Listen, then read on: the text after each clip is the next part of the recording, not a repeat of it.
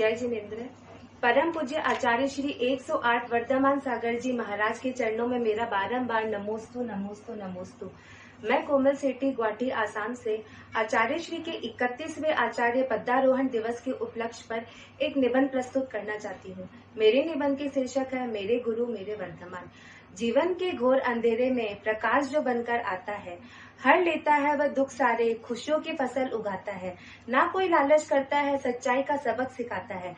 सागर से भरा हुआ बस वही गुरु वर्धमान कहलाता है। भाद्र शुक्ल सप्तमी उत्तम आर्जव धर्म का प्रतीक है।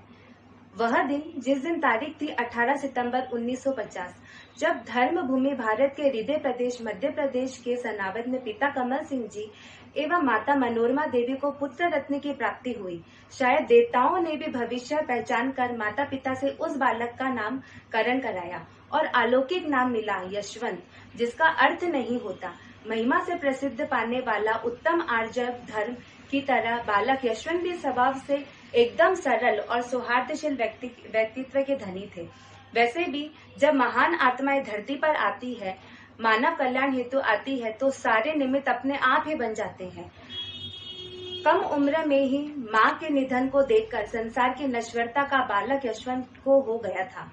सर्वप्रथम जीवन में 1964 में आचार्य महावीर कीर्ति और आचार्य विमल सागर जी महाराज के सत्संग दर्शन करते ही उन्हें यह ज्ञान हो गया कि संसार में क्षमता का मार्ग क्या है। आगे चलकर जब इंदुमती माता जी और सुपार्श्वती माता जी और विद्यामती माता जी ने यही कहा कि वैराग्य के मार्ग पर बढ़ोगे तो तुम्हें ऐसे ही आनंद मिलेगा, इसे सुनकर और दृढ़ हो गया और मार्ग में धारण कर संकल्प मजबूत हो गया।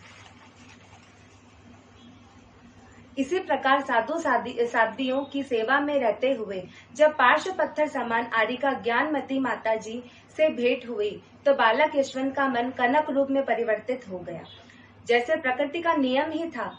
अतः माता जी से 5 साल का ब्रह्मचर्य लेकर साधना के पथ पर पहला कदम रखा। 5 साल की साधना को आजीवन साधना में बदला। आचार्य विमल सागर जी महाराज के शुभ आशीर्वाद से सच में यही उनके वैराग्य के जीवन में प्रथम सोपान था।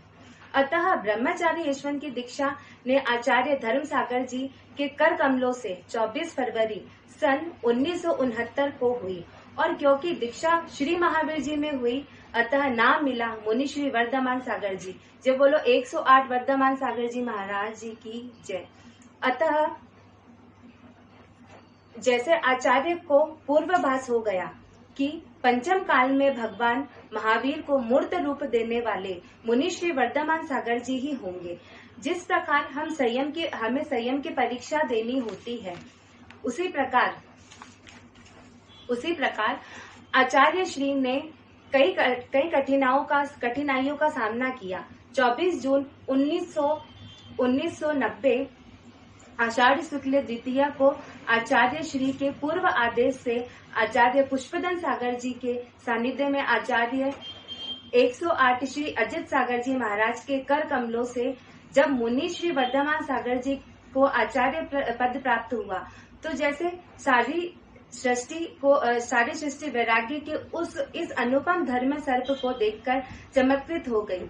आचार्य श्री वर्धमान सागर जी के पास जब यह निवेदन पहुंचा कि 1993 श्रवण बेलपोला के भगवान श्री गोमटेज का महामस्तक का अभिषेक आपके सानिध्य में होगा, तो आचार्य श्री जी 1000 किलोमीटर की पद यात्रा करके पहुंचे।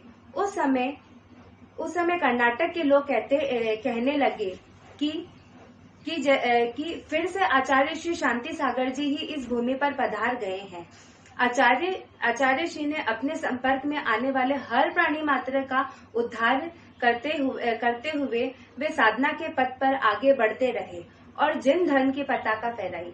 अंत में सिर्फ यही कहना चाहती हूँ कि आचार्य श्री वर्धमान सागर जी के व्यक्तित्व को शब्दों में बांधना एक असंभव कार्य है।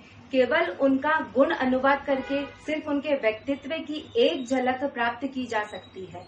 हम धन्य हैं कि पंचम काल में हमें उनके जैसे आचार्य के दर्शन होते रहे हैं और उनके वात्सल्य हमें प्राप्त हो रहे हैं। जो बोला परम पूज्य आचार्य श्री 108 वर्धमान सागर जी महाराज जी की जय जय जय जय जिनेन्द्र।